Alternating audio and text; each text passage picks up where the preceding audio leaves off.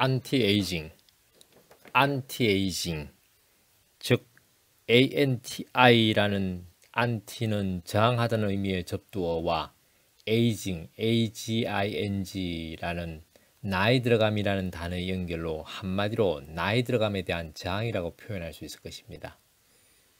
항노화, 항이라는 저항하다는 의미와 노화라는 나이 들어감이라는 단어를 연결로 역시나 한마디로 나이 들어감에 대한 저항이라고 표현할 수 있을 것입니다.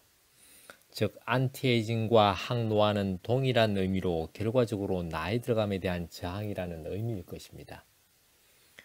여기서 한 가지 의문이 생깁니다. 나이 들어감은 한 방향성만을 가질까요? 생로병사의 과정으로 인생을 보면 첫째 태어나고 둘째 늙어가고 셋째 병들어가고 넷째 사멸해 갑니다. 즉 태어남과 동시에 나이 들어가고 병들어가고 사멸해가는 노정에 놓여진다는 의미입니다.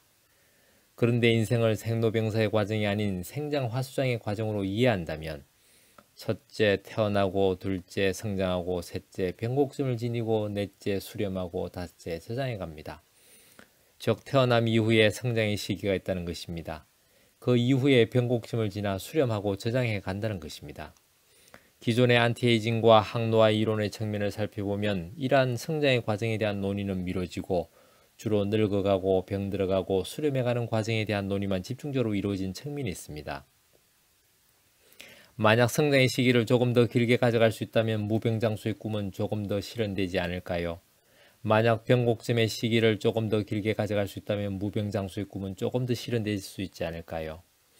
만약 수렴의 시기를 조금 더 길게 가져갈 수 있다면 무병장수의 꿈은 조금 더 실현되지 않을까요? 무병장수를 향한 인류의 노력은 오늘도 경주되고 있습니다. 평균 수명의 연장에 대한 논의가 지속되고 있습니다. 그런데 비록 인류의 기록상에 나타난 평균 수명은 차츰 늘어났지만 어느 시점에는 지금의 인류보다 더 오랜 시간 건강한 생명을 유지하셨던 분들도 많았습니다.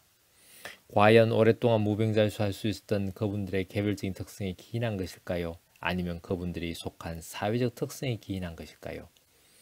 주변에 알려진 몇몇 곳의 장수마을을 보면 분명히 사회적 특성에 기반한 것은 분명한 듯합니다.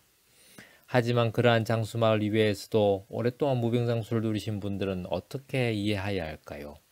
그분들의 개별적인 특성을 어떻게 이해해야 할까요?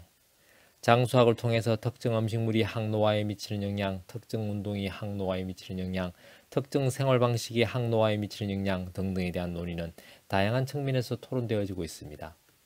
그러나 그러한 여러 가지 음식물, 운동, 생활 방식과 더불어 빠지지 말아야 할 것은 마음 자세인 듯합니다.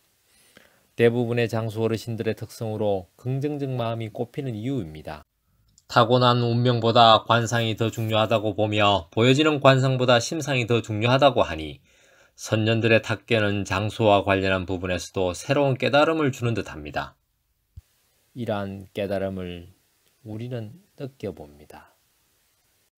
한의학은 과학입니다. 한의학은 철학입니다. 건강은 균형입니다. 동양 한의원은 균형입니다.